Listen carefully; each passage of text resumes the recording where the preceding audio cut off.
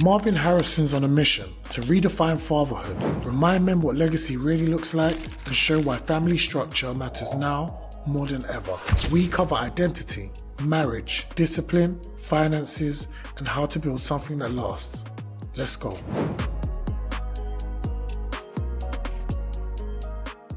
Let's get straight into it. What's going on? Thank you for coming, my brother. Oh, You know, I'm glad to be here. Thank you, man. First question, straight in. Tell me about your childhood. My childhood. So, I grew up in a Jamaican matriarch in Hackney. My whole family was in the Shoreditch, Hoxton area, Murray Grove area. If anyone doesn't know, North and South Hackney were divided. So North Hackney was very white working class. South Hackney is a lot more diverse. So I grew up around a lot of white working class people. Jamaican matriarch family, grand aunt, many aunts, my mother.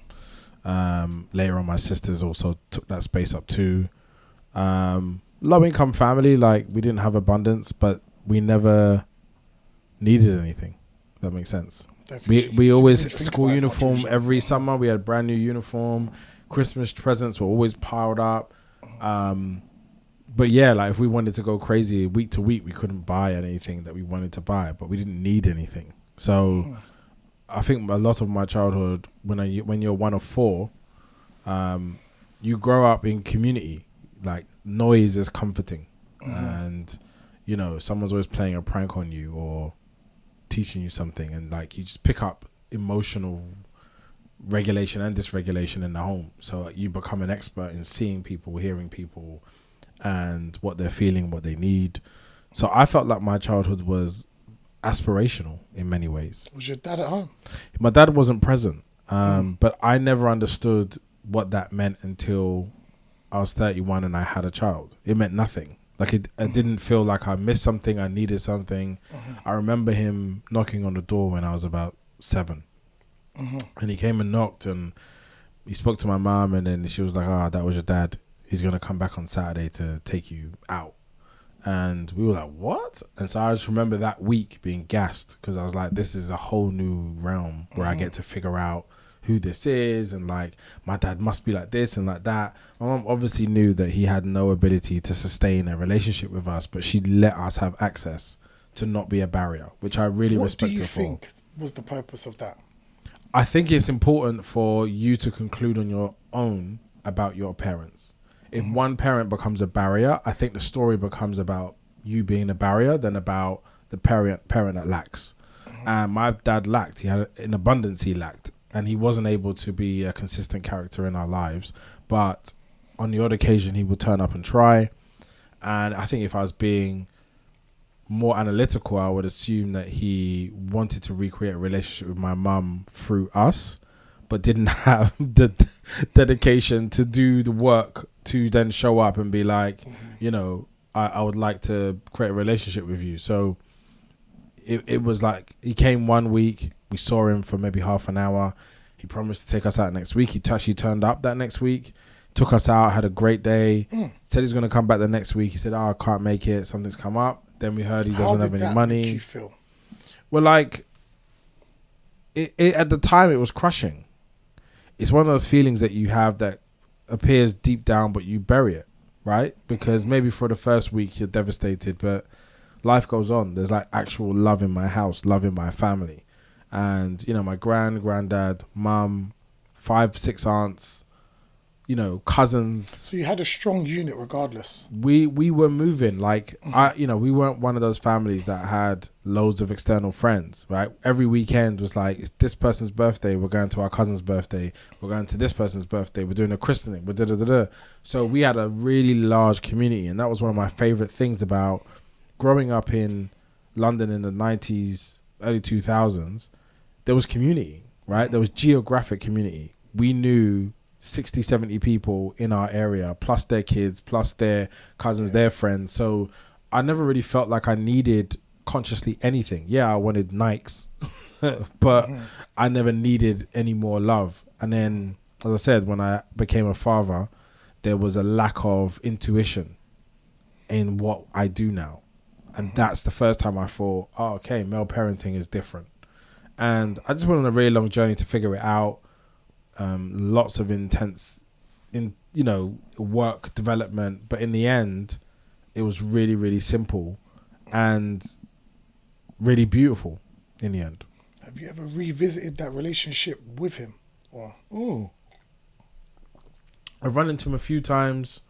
One time I just wanted to introduce him to my kids and just say hi. I saw him somewhere and I just said, look, I want you to see that this man is my dad, and just see him. It was out. It wasn't a purposeful.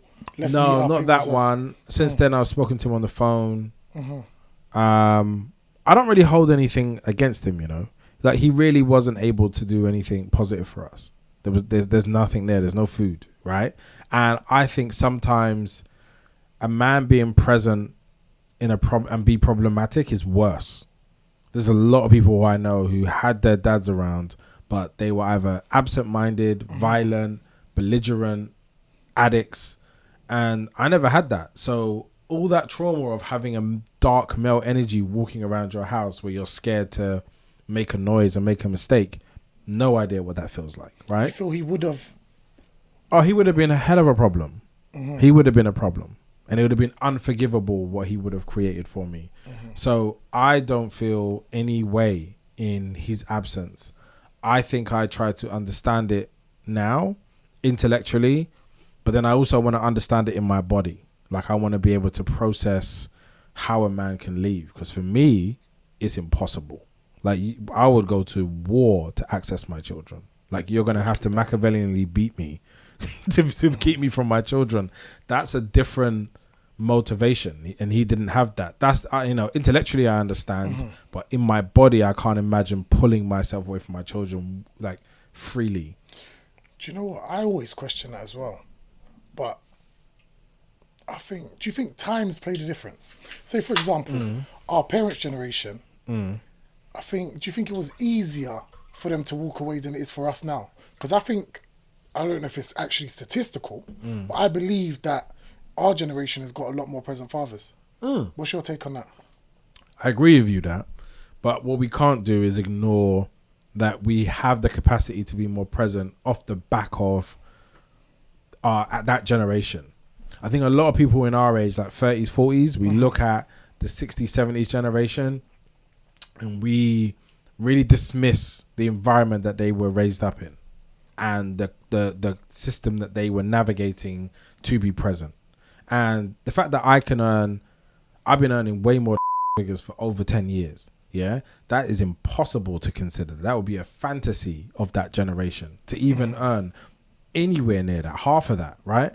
And so that is a privilege to be able to create a context for me to be present, because I can be stable, I can be consistent, I can provide safety, security mentally. So that's off the back of a generation of people who went through the worst of it. Technically two, right? Because my grand's generation, my mum's generation all went through this intense racism, intense othering, lack of education, lack of development, no sense of belonging, right? So you're in this psychological unsafe spiral. I'm growing up in the ends of it, and now I'm in a place where I have the ability to dream abundantly. So I understand that part, and I don't, dishonor the people that came before us to promote the fact that I can do it now myself. Do you think the next generation better than us? Oh, listen, my son's going to be so entitled. He won't understand that there's an idea of like, you can't do something. Yeah. He's just going to be like, no, that's what I do. He's like, yeah. So right now, the other day, he was like, we were doing some work and development on his goals and his dreams. And he was like, I was like, you want to be a footballer? And he was like, no, I am a footballer. Like, he's doing it to the highest level that he can do right now. He has no idea that there is any form of blockage, limitations, challenges. On his vision board is, I want to play for Arsenal, I want to win the league and the Champions League, and then I want to manage a team in the Champions League and win it. And I want to go to the parade. That's on the list. His mind's strong with that. He doesn't even understand that, there might be some systemic, so I'm not going to create that for him, right? And so both my children will do things that I could never dream of. My daughter is a profound artist. Her expression, her choice of expression is a next level. I never had space to consider being a creative. Like to consider yourself an artist, you need people around you that will allow you to just express yourself, right? If I want to do a monologue, if I want to sing loudly in the middle of the TV room in front of everybody, if I want to be curious and paint the wall, you got to be given that space. But there were a generation that we weren't allowed that though. If you were sitting there being like, I'm going to be an artist, your parents would be like, what? That's not a thing. Like I remember wanting to play Championship Manager all the time, passionate, formation, transfers, blah, blah, blah. Yeah. And my mum was just like, no, this is not even close to being a thing. And then there's a whole generation, you look at KSI's generation, who have been raised to become streamers. And they're killing it. Playing Championship Manager. They're killing it. Making 30, 40K a month. So, you know, if you don't understand and if you don't get out of the way, you will block your children's blessings. Dope black dads. What made you even start it? I think it's that thing of like, I didn't understand the whole dad thing. And I thought it was something more, right? And I don't mean like more profound. It's definitely at the highest level of spiritual experience. But I thought it required more of me. So I was there with a big arsenal, like SWAT level arsenal to take on this big challenge. And it didn't even require a gun. It required something completely different skill sets, which I had underdeveloped for my whole life. I just thought you made money, you were honorable, respectful, and life will life itself. But no, when you're talking about children, there's a stillness. There's a way of being that you have to be around them to do it successfully. It isn't something that you can attack, right? And I think being successful in the corporate world, making money, launching businesses is one realm. And I got really excited about doing that, got really good at it, and thought I could just transfer my application into this. It's the complete opposite skill set. There's nothing transferable from being good at your job that goes into being a great parent. Consistency. Brother, how you're consistent is completely different. Like when I have an idea, a vision, or a business, I'm hyper focused. I'm ingesting information and applying it constantly, right? I can sit there with a to-do list of 30 things, find more efficient ways to deliver the 30 things, less time, spend less money, do it faster, whatever. With a child, I can read 100 books, but your child may not develop in that way. They may not need you in that Specific. way. There's so many human variables that don't allow that form of approach to the human condition that you will burn yourself out. I was just running around like a headless chicken trying to fit into my vision of family that I created, right? And, you know, I needed the mother of my children to act a certain way, and I needed the kids to be a certain way, and I needed this picture to be recreated. And it took me 2.5 years to realize it's nonsense. But where did you grasp that from? You see, your ideology of the perfect family, where did you get that from? Started from TV, right? Because my family was different. There was no two people parenting. So I was watching Fresh Prince, my wife and kids, Cosby's, and like, oh, this is the dynamic. So you get a really strong, articulate woman who can be your partner, right? People have different types of relationships. Some people have like 50-50 relationships where you do your thing, I do mine. Some are partnered, some are like coupled. There's different styles, and those styles inform how you raise your kids, right? And I always saw a woman to be an equal, a fundamental partner to whatever it is that we're doing. The Aunt Viv like archetype was always my desire. Find the most beautifully skinned, dark black woman, and strong-willed, powerful, super intelligent, and like you will figure it out like together.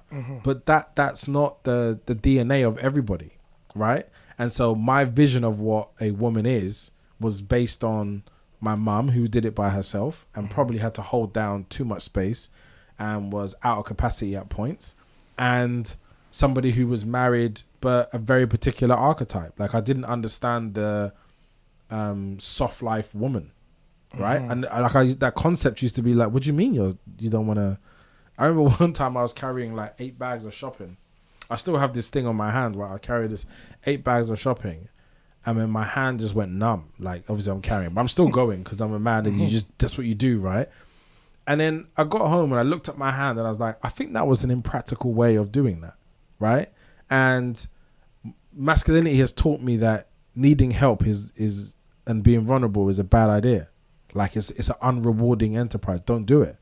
So instead of just saying, could you carry 2 of these bags that are moderately heavy? Could you just do it? I'm like, and the thing is, it's not even about weight. It's just, you're just knocking yourself and you're trying to go up the stairs or whatever. All over the place. And you're like, why are my programs in that way? And so when you learn what partnering is, but you have to see your partner, understand your partner to be able to partner with them. I learned that after, right? And as a result, I can see it clear as day and profoundly. And I don't have a projection onto anybody to be anything. I'm looking at who you are. And so it took time.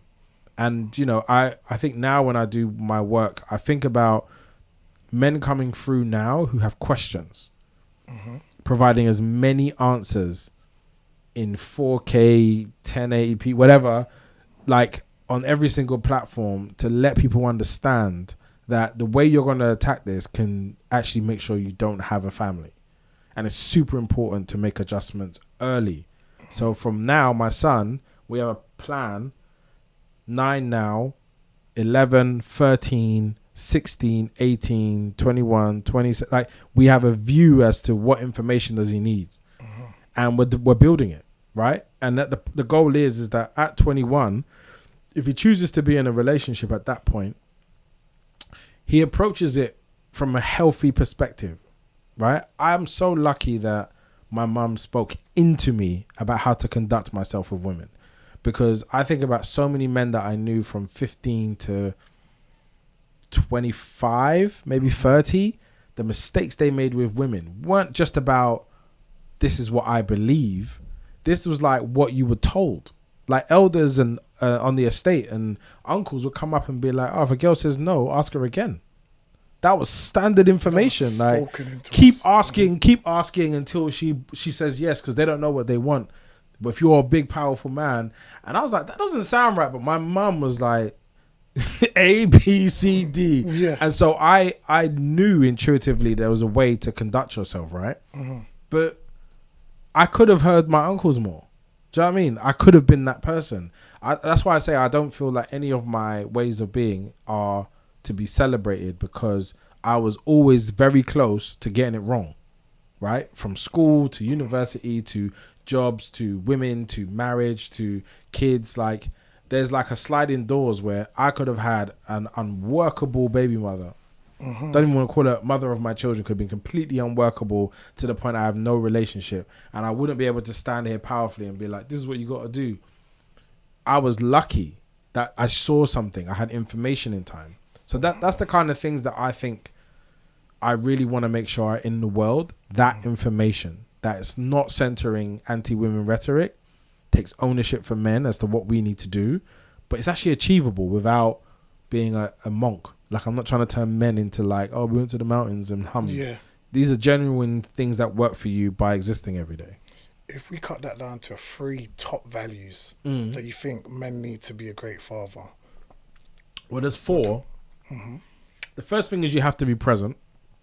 It's unworkable if you're not present. And I don't just mean there, I mean mentally and emotionally. So you arrive, and if you're not even together, if you're not partnered and you're not in the same house, you show up, man.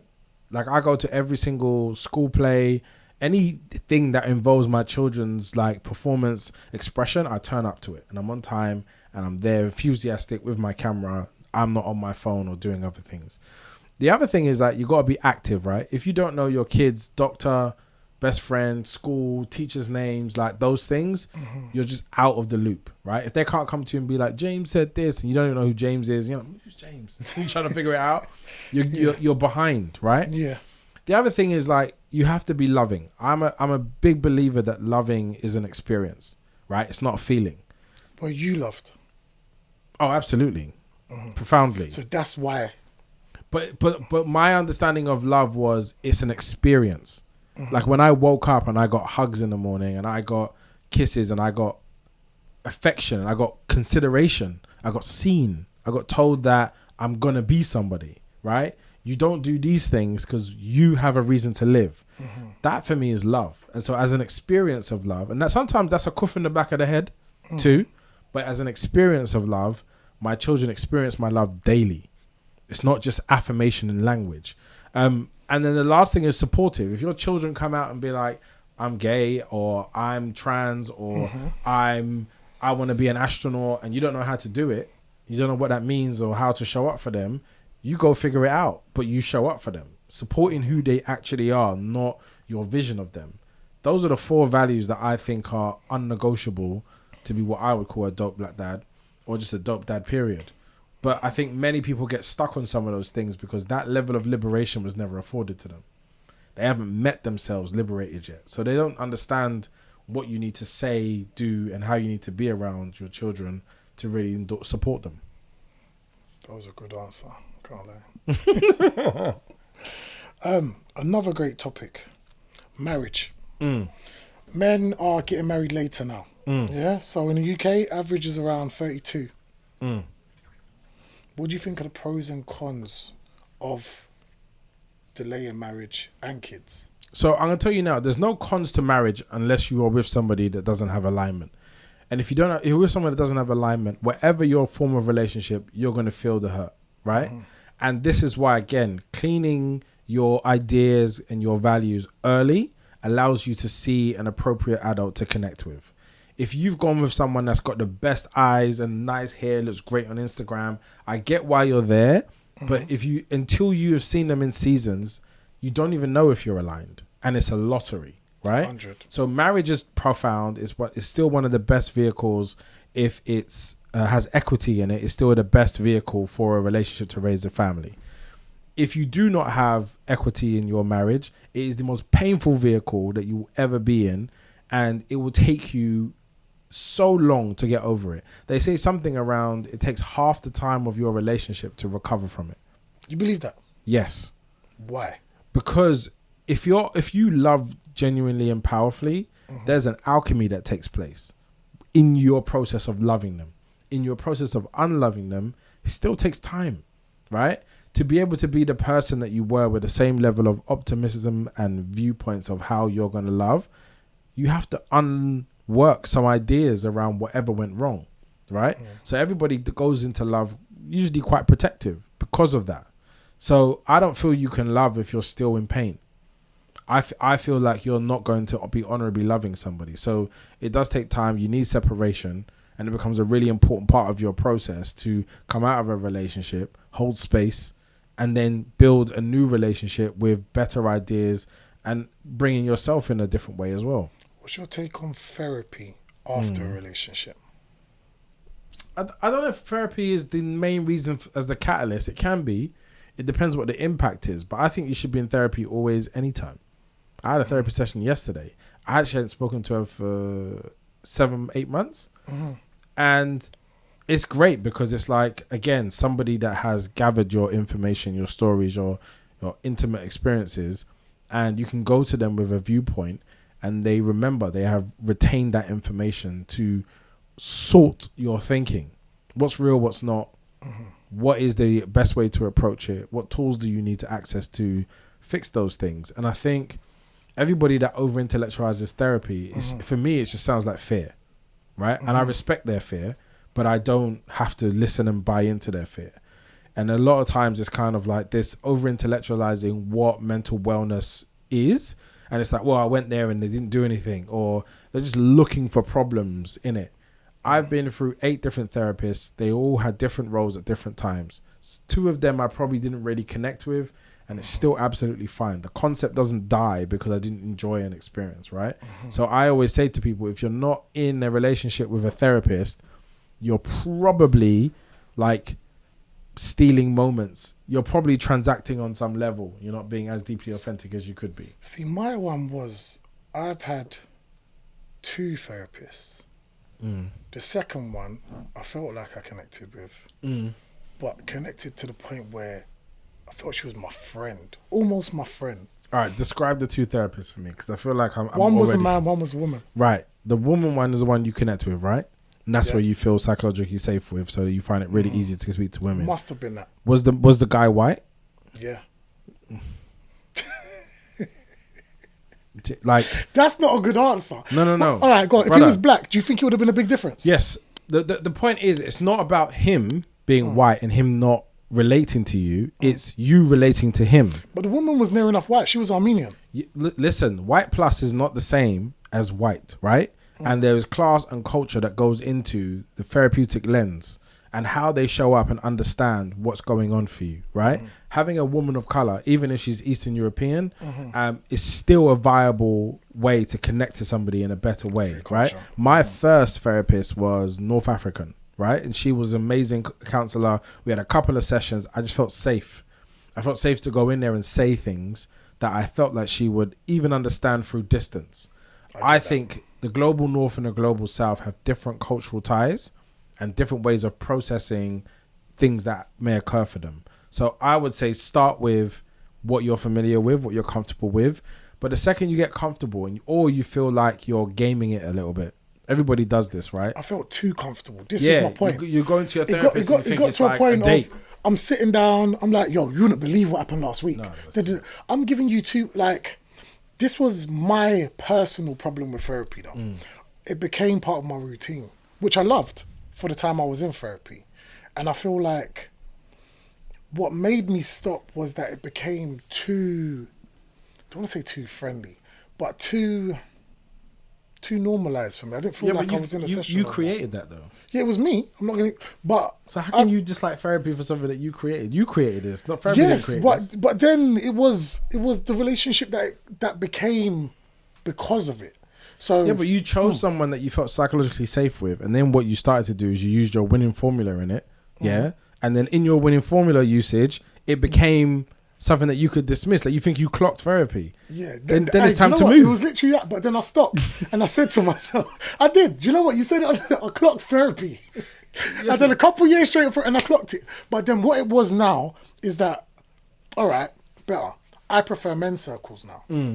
And the reason I prefer men's circles is because it's not just my story that's been shared. I can listen to you speak, stay silent for 5 to 10 minutes and get a better understanding of myself through that, if you get what I mean. With therapy sometimes, I feel like, obviously it's just personal experience, I'm going somewhere feeling like I have to say something. Like, not that I'm scared of silence, but I've come here, I'm paying you big money. So we're about to talk about something and whatever came off the top of my head would be the subject. Well, so you're revealing many things that are limiting your experience, right? The first thing is that you're going in without something. So always have a work stream going, always have homework. But if you feel like you've overcome the trauma, then the fact that you've even said that means that you haven't, right? You think so? You should never be able to speak about the idea of overcoming. Like gambling addicts are always gamblers. Alcoholics are alcoholics. It doesn't end, right? And if you find that your thing is relating to women or your parents, that doesn't end because your parents exist, right? So if you sit down with them on Sunday dinner and they do the thing that reminded you of when you're 7, it comes back up. So it's never over, right? What you're trying to do is increase your capacity for dealing with those interactions, right? And your discipline and your consistency as you interact with the things that activate you. That doesn't end, right? I can still be reached, but it's way harder than it was 10 years ago. 10 years ago, you could say something so simple and I want to choke you. I'm looking at you for weak points. Like this is what my brain is doing automatically. Whereas now I can relax. I am so relaxed because therapy aids that. It is the sole proponent for it. It's the only thing that has really transformed. Now, I call it building blocks, right? So you can have men's circle, and then you can have a compartment that's therapy. Then you can have another compartment, which is different types of therapy, which are more experimental, more dramatic. But then I've also done silent retreats. I've also have a coach, right? There's multiple elements of supporting me. I have Reiki. I have a How medium. did you find Reiki? It didn't... How do I say this? Because I've done Reiki a couple of times. I'll tell you about my experience. It depends who's delivering it. Reiki requires such a deep spiritual connection, right? And there are people who are much better at tapping into it than others. And so some things work for others that will not work for you. And again, you need to be doing work yourself. And so spiritually, like if you go and investigate the Orishas, right? And what those stories are, it takes you to a place. If you listen to the music, the chants, it takes you to a place. It keeps you in a vibration. If you take your good energy, go outside, stand by tall buildings, and you don't touch grass, and you don't reconnect with yourself, you're gonna go into those spaces so far away from where you need to be. It's actually not gonna be able to feel like the impact it's having, because then you leave and go straight back into it. So your life has to be in a form of discipline. But there are many tools that I use. I use them all. It's about 8-9 different things, right? So you should be layering your experience. So instead of like, I'm going to go see my friends, it's like, actually, I'm going to go have an experience here in isolation, right? I'm going to go stay in the woods. We went to the woods. Yeah.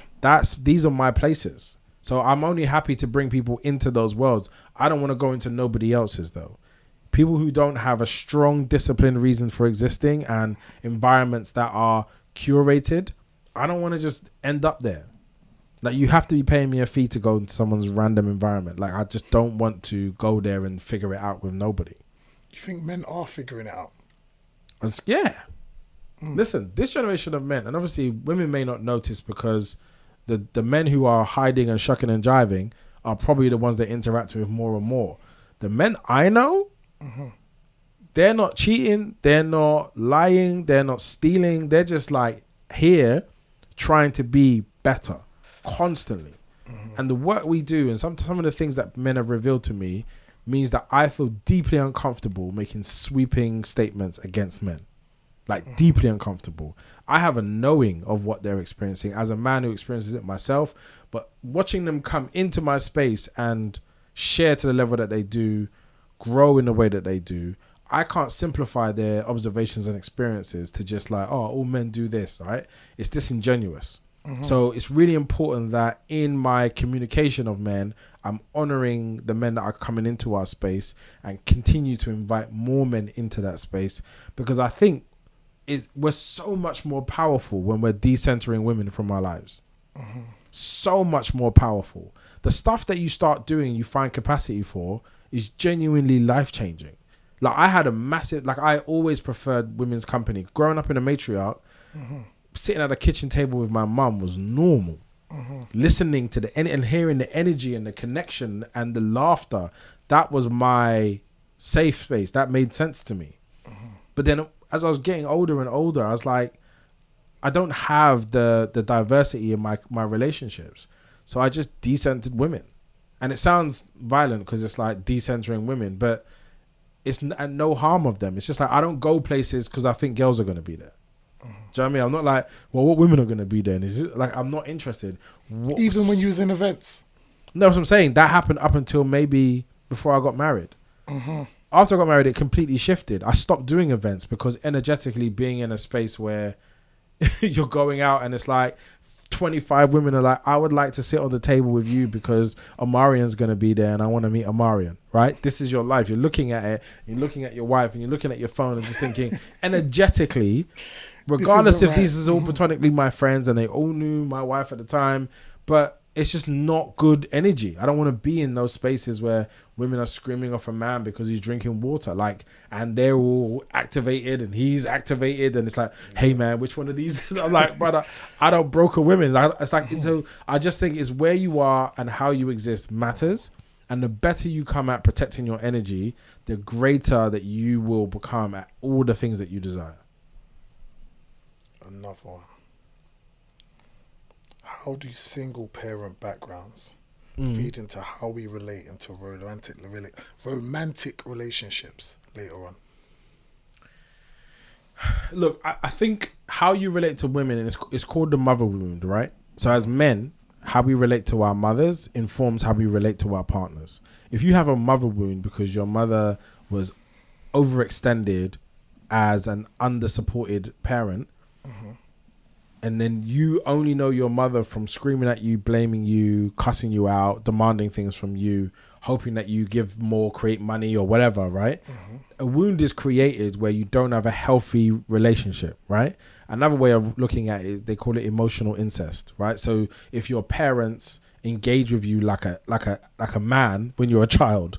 They're like, hey man, can you help me out with this and take the bin out and da-da-da. Yeah. And it's done as in like, you're my partner, carry your side of the load, right? You're not being free to be a child. You're building an unhealthy dynamic. Then when you go into relationships with women who are your equal partner, you carry that energy into it. I've seen men lose it with their partners, but I can see that they're not talking to their partner, right? I can see that they're really saying the things that they've always wanted to say to their mother, who probably was just riding them for a very long time, and they didn't have any power to say anything. So it's super important that you unwork those ideas and go into a relationship clear about what type of relationship that you're in, but also what kind of man are you, right? And I have observed in the last 8 years of really refining what that means to me, that being a man is significantly harder than I could ever have imagined, right? A good man is looking after probably 15 to 20 people at any given time, minimum. So showing up, calling nephews, nieces, providing time, advice, space, securing, figuring out 6 months ahead of money, like all of that is a mental load that nobody talks about, right? It's just, as a man, you're meant to be doing it. If you haven't got it sorted, you're not a man, or you're a weak man, or you're not a good man. That pressure, because the second you fall below the standards, there is no safety net for men, right? That's why homeless men get aired all day, right? And the only time you get anything is if you got a dog with you. Maybe if you're like a visible disability. So it's super important for men to support other men and be each other's anchor, but also keep each other sharp, right? It's not just about enabling your feelings and your behaviors. It's about keeping you sharp, right? Are you 6 months ahead? Do you have a will? Do you have life insurance, right? How many accounts do you have? Are they funded? Do you have an investment strategy? Finding that information and sharing it with your brothers is the most powerful and important thing that you can do, because too many of us are it's not working for us at all. And that's where you get the centering women as a distraction, or you get, I'm going to be constantly doing hustles, or I'm going to gamble, or like just all of that stuff is just, it's weak man shit, but it's not disrespectfully like weak man shit. It's just not the best of you. It's not powerful.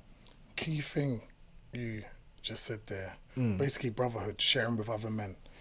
For people who are skeptical about a men's circle, don't have an understanding of what a men's circle is, or people that you'd like to, not even per se invite, but invite the idea of attending a men's circle, what's the most simplistic way you would describe it? It's just sharing. It's just men sharing. Hey, this is what I'm doing with finance. Hey, this is what I'm doing when I felt this way about my mum and my dad. This is what I'm doing in regards to my kids. This is it. It's just a conversation with other men about the other side of life, right? It's not just about making money, who you dated last week, your career highlights. It's the other side. The amount of men whose lives don't work because they have no relationship with their family. Like none. Like they go home, they pay for a house, they buy all the food and pay for everything in the family, run it all, but no one in the family is happy to see them when they come home. That's wild to me. Like if someone's not like, Daddy, I'm like, what's going on? Like I can investigate because I have put in investment to be like, hey, what's happening? They're like, oh, no, sorry, I was just doing this. But I'm like, okay, cool, but I came home. Like, yeah, like that should be a standard happy to see you. And it's a great invitation for men to know, as a form of measurement, if nobody is happy to see you when you come in your house, something's up. Something's out of sync. It requires investigation, right? And not blame, but just investigation. How do you personally balance it all? Ambition, fatherhood, and self-care? Well, I think the foundation of it is authenticity. And what I mean by that is the more real you're being with yourself and everyone around you, the easier it is to keep all the things going, right? I have 9 jobs, right? 9 jobs. Give me 3. Well, TV, radio, my agency. But my agency has 3 parts. Mm-hmm. There's a property bit. I have 9 jobs. Mm-hmm. Me and my son went through this the other day because he asked me and I was like, yeah, that's 9. Okay, cool. Mm-hmm. I have 9 jobs, right? On paper. Mm-hmm. But I don't show up in 9 different ways in 9 different places. I am one person with a structured calendar, and I am where I need to be, right? Today, I was with the Secretary of Education doing a roundtable talking about education in this country for the next couple of years. What are they working on? It's been a year since Labour have been in government. What have they done? What's their plans coming forward, right? I'm here with you now. I'm going to pick up and do the school run. Then I'm going to go and buy canvases so my children can make art to put in our house. Then we're going to go make the art. Then I got to make dinner. And I probably am going to try and do some filming in the nighttime. My day is set.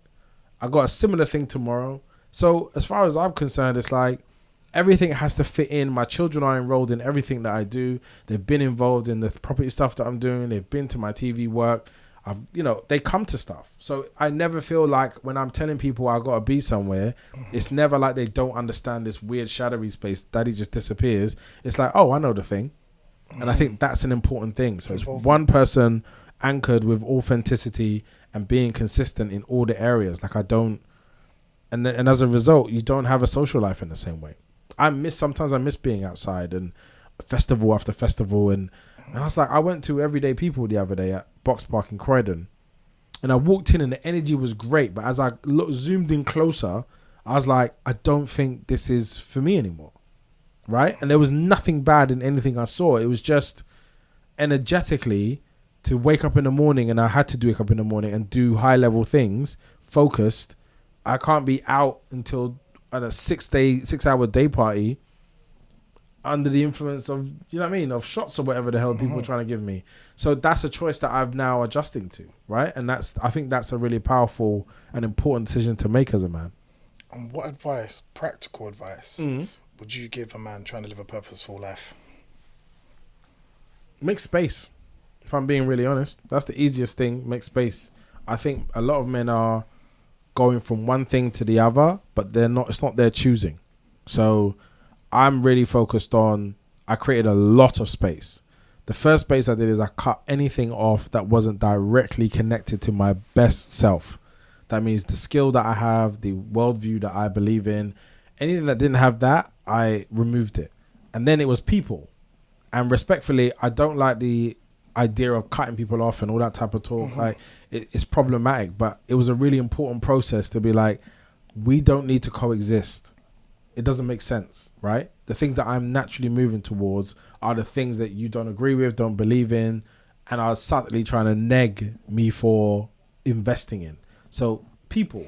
With the people, did you have the harsh conversations that were needed with some of them, or literally just... No, I tried to have the conversation. But it's really interesting when you tell somebody that you're moving in a direction that isn't aligned with them, they see it as a diss. Like, you think you're better than us. And their desire to sabotage what you're trying to do is great, right? It was crazy. There was like a 2-year period where I was like, I actually don't understand what's going on. But if I speak on it, I think I'm going to create more. So I'm just going to wear it, right? It was my choice to engage you and have you around. But I think that was a really bad idea. And clearly how this is ending shows it's a really bad idea. It's so beautiful. Like my 3 oldest friends in life and the ones that I've been in my life the longest, there has been a point where we didn't speak. Whether it was just a matter of fact or specifically like we're not aligned, we're not going to speak, right? But the alignment to come back again is because we didn't destroy the thing, right? We just kept on working. And I think when people try to create that for you, it's confirmation that you do not have alignment, right? When you're around long enough, I've been around doing work in the public eye for 20 years now, right? You realize that there's cycles, and the people that I've been around since 20 years ago to now, I still know them.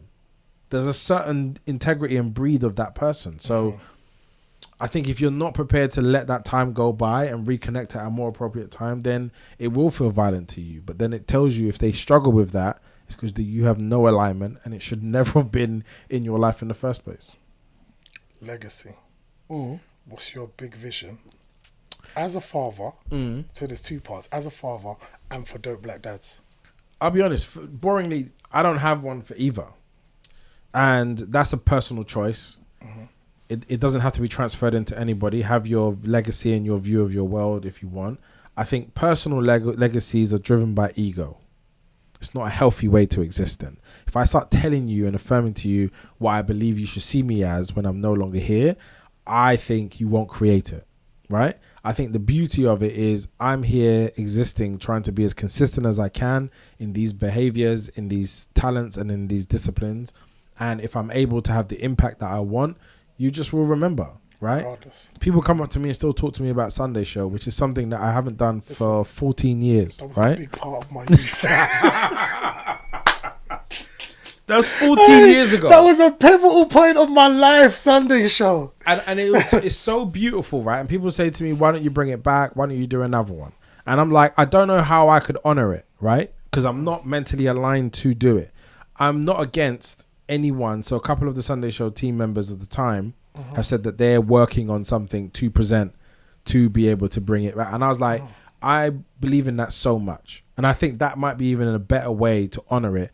Because trying to get me to go back 15 years into that space to create it, I'm not even in the world of the worlds. I'm like 3 worlds away. So, and by the way, the worlds away is not up or down, good or bad. It's just realms. Like they're in the music realm, the entertainment realm, the content creation realm in a way that's like, they will probably make a documentary or put a show on that's world class. If you ask me to do it and I got a cool acts and promote flyers and I know. Right? Yeah. So I think it's really beautiful to have, by the way, the legacy of the team and the acts from Sunday Show. Crazy. Are better than anything that I could do. Right? And we were very, very fortunate to have extended team members, people who just vibed and came and hung out, people who performed that are some of the most talented people in the world right now. Cynthia Rivio came and just did our show. Right? She's one of the most incredible vocalists I've ever known. She was amazing then. But like, she went to America and has become one of the biggest stars in the world. Ed Sheeran, another one. Rich Free 2 did his album or single release event at our show. Omarion. Like, just loads of people. It was a time, you know. It was a time. It was a time, Marvin. Trust me, there was a time. J. Cole came and did our after party after a show. And we didn't even really know who he was. If I told you how much we paid him, you'd be laughing. Right? But we were very, very fortunate at a time where black music was ascending, but also wasn't able to be as mainstream. It was a very housey chart era. So the pinnacle of what you could do in this country for promoting yourself was quite narrow, but we were that place. And I'm so glad that we were a home for people and the legacy of it exists, but I would never curate that legacy. It just exists as it does. It made it itself. All right. Good one to end on. And this is for the people. If someone out there actually feels lost, maybe they grew up fatherless or struggling as a new father, what's one immediate step that you'd advise they take? One. All right, we can stretch to 3, but one, because you got to start somewhere. So one step. What's the first step? Now, the step is you have to identify where you're stuck and what you're stuck about. You need to identify in language, right? To be able to communicate it to people who can support you. You have to communicate it to professionals and say, I need to unravel this with you. Help me. But you've also got to enroll your family. Like getting married and having your wife who can see you challenged and effing up and not being able to bring her into it and be like, look, I need your support on this. I'm going into a work stream and I need space to do it at times, but I also might not show up how I need to as I unravel it, right? Unraveling your darkest secrets is horrible to do without love and support. So you need a community who get it, right? And are going to show up for you in a particular way. And then you need to develop tools, because as the days go, you need to be able to show up consistently. And if your feelings are all over the place, you may not be able to do so. Then you need new goals, because if you don't have a North Star, you're just going to relapse. It's so easy to relapse when you're challenged. So I don't think there's one. I think there's a process you have to go through. And every time you delay or put your ego in front of one of them, you're just wasting time. Like you're putting yourself further back, and it will show. I think that's a perfect way to end. Thank you, on Magic. a lighter note, I'm going to give you some quick fire questions. Go on. Coffee or tea? Tea. Herbal if I can. This isn't quickfire, but this is a question now. Best advice you ever got from a mentor? You will create the things that you want the least with your fear. Say that again. You will create the thing that you want the least with your fear. Okay. Favorite moment as a dad? That's impossible. Just daily. Right cool. now. That's daily. good enough. One thing no man should compromise on. It's values, core values. Never. And what's next for you? I don't know. I'm going home to hang out with my kids. That's about it. If you've made it this far, thanks for watching. If this episode landed, do us a favor. Hit like, drop a comment, and subscribe if you haven't already. We drop new episodes every 2 weeks, straight from the heart. If you think you've got a story to share or a voice that can inspire, we'd love to hear from you. DM us or check the links in the description. Look after yourself and look out for each other. Until next time.